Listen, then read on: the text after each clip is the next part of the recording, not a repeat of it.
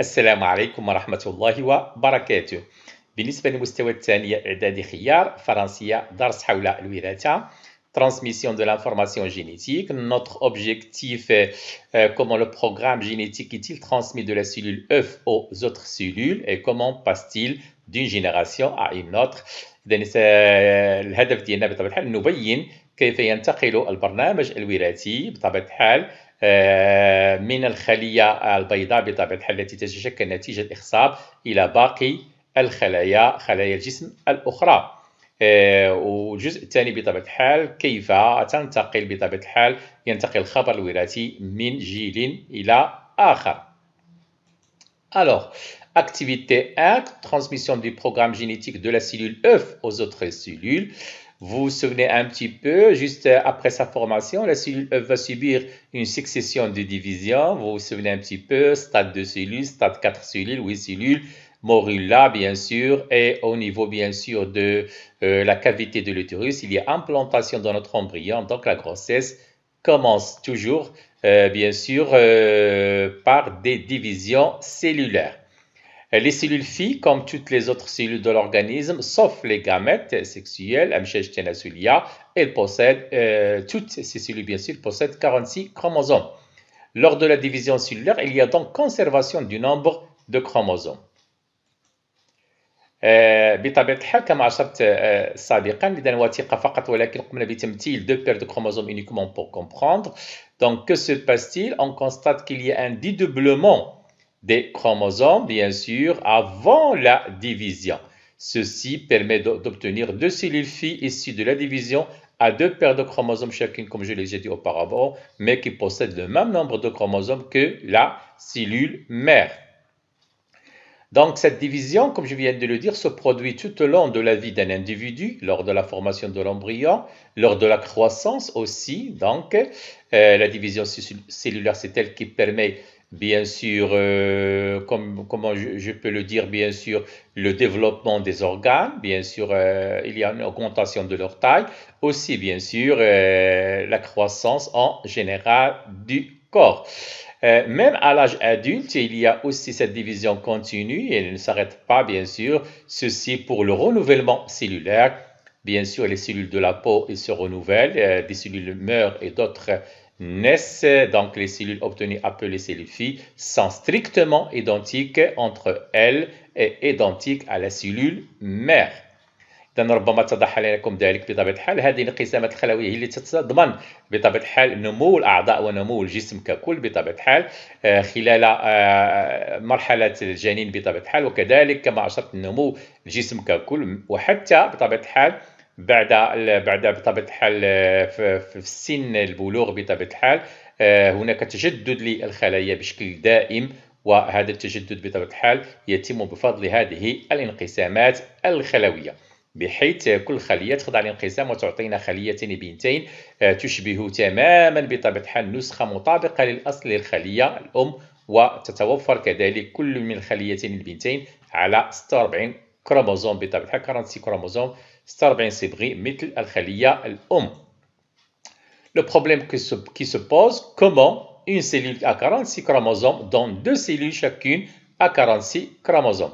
لوجيكمون المنطق اش كيقول؟ بما ان الخليه الام فيها 46 عندما تنقسم اذا الخليتين البنتين خصها تكون فيها 23 كروموزوم 23 كروموزوم، ولكن suivant ce document animé qui va nous montrer que se passe-t-il pendant cette division. Donc, on va assister à une division qu'on appelle la mitose, c'est le nom de ce type de division. Donc, la cellule mère, comme je l'ai déjà dit auparavant, se divise pour donner deux cellules filles parfaitement identiques à la cellule mère et qui possèdent bien sûr le même nombre de chromosomes. Alors, notre cellule, comme vous le constatez, le noyau cytoplasme, bien sûr notre membrane cytoplasmique.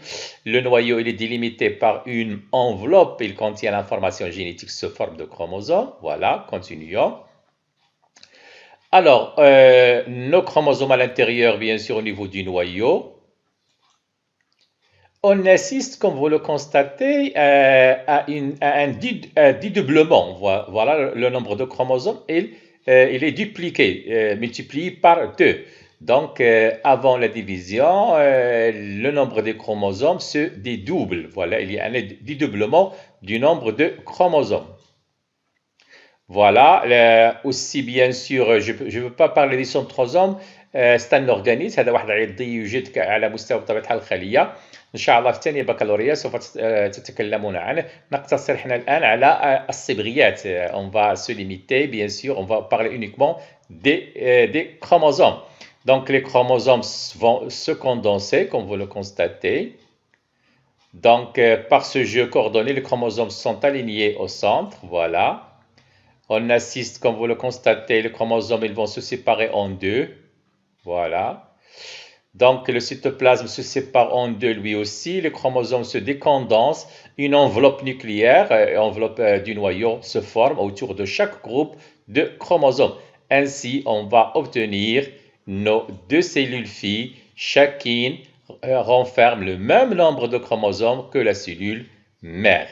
Donc, ce qui assure, bien sûr, la conservation du nombre de chromosomes au niveau, bien sûr, dans les deux cellules filles, c'est le dédoublement des chromosomes avant cette division. Effectivement, chaque chromosome de la cellule mère ou cellule initiale est dupliqué, multiplié par 2, c'est-à-dire qu'il se dédouble pour donner deux chromosomes identiques au premier.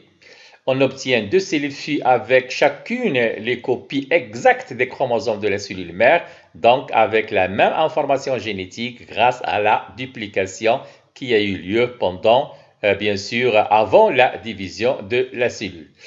Passons maintenant à notre activité de transmission du programme génétique d'une génération à une génération. انتقال الخبر الوراثي عبر الأجيال من جيل إلى آخر. Alors, la spermatogénèse, vous vous souvenez un petit peu, on en a déjà parlé auparavant, c'est la formation des gamètes.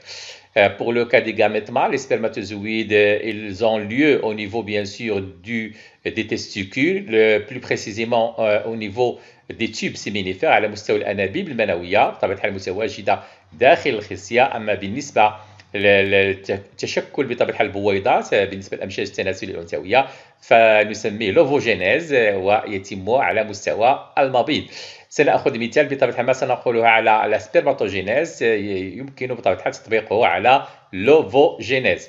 Alors, لدينا une cellule mère, nous sommes bien sûr au niveau du tube séminifère à 46 chromosomes. Celle-ci va subir une première division normale. On va obtenir deux cellules filles, toutes les deux bien sûr à 46 chromosomes. Donc, il y a un dédoublement des chromosomes avant cette division. Mais que se passe-t-il après? Une première division spéciale. Voilà. Une première division, on constate que les deux cellules filles renferment chacune uniquement 23 chromosomes, c'est-à-dire la moitié des chromosomes de la cellule mère. On parle dans ce cas-là d'une division réductionnelle, قسم اختزالي بحيث اختزل عدد الصبغيات الذي كانت 46 صبغي إلى 23 صبغي في كل خلية من الخليتين البنتين. Une deuxième division cette fois-ci, voilà. Mais cette fois-ci, les cellules obtenues, elles renferment le même nombre que leurs cellules mères, c'est-à-dire 23 chromosomes. Cette deuxième division, on l'appelle division équationnelle بطبيعة الحال القسم المنصف لأن كل خلية بنت تحتوي على نفس عدد الصبغيات مثل الخلية الأم.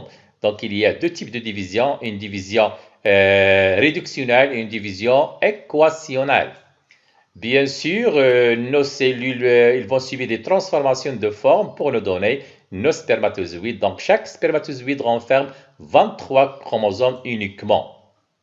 Voilà, effectivement. Pour les ovules, l'ovogénèse, c'est la même chose, bien sûr. Les ovules, un ovule, eux aussi, ils renferment, bien sûr, 23 chromosomes. Donc, au cours de cette division, il y a séparation des chromosomes d'une même paire. Voilà, on l'a vu. Ce type de division n'a lieu que pour la formation des gamètes. هذا النوع من الانقسام لا نجده إلا بطبيعة الحال خلال تكون الأمشاج التناسلية بطبيعة الحال الحيوانات المنوية والبويضات. Comme je viens de le dire, donc la première division de la méiose, la méiose est une division réductionnelle où le nombre de chromosomes est divisé par 2. Elle assure ainsi le passage du diploïde من ثنائي الصبغي إلى أحادي الصبغي. La deuxième division est une division équationnelle de la méiose. Elle a toutes les caractéristiques de la mitose. Elle produit à partir de chaque cellule à un chromosome, bien sûr, double, deux cellules toujours à un chromosome simple, comme nous l'avons déjà vu pendant la spermatogénèse. Effectivement, donc on a pris ici uniquement, pour simplifier, une cellule à deux paires de chromosomes. On voit très bien. Effectivement, on obtient deux cellules issues de la division à une paire de chromosomes chacune, alors que la cellule mère renfermait deux paires de chromosomes. Déroulement de la division entraînant la formation des gamètes, comme nous l'avons déjà constaté. Alors, on se demande que se passe-t-il pendant la fécondation. Voilà la femme, l'homme, effectivement. Bien sûr, je parle de la méiose, donc on obtient, la femme va donner au cours de l'ovogénèse un ovule qui renferme uniquement 23 chromosomes.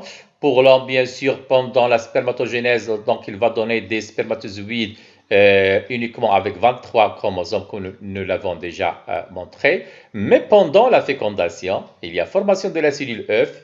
Cette cellule œuf, elle est formée bien sûr suite à la fusion du noyau de l'ovule avec celui du spermatozoïde. Donc le noyau de l'ovule renferme 23 chromosomes, le noyau du spermatozoïde aussi 23 chromosomes, donc 23 chromosomes plus 23.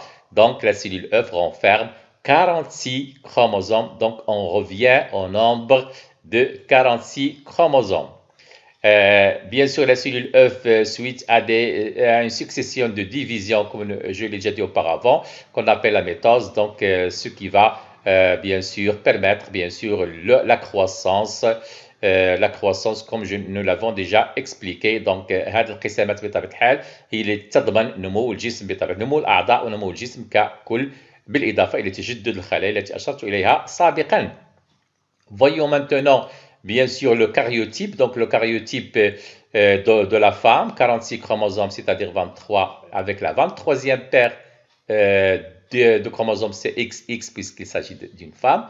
Le karyotype de l'homme, comme vous le constatez, aussi 23 paires, c'est-à-dire 46 chromosomes, avec la 23e paire, une paire de chromosomes, c'est XY puisqu'il s'agit d'un homme.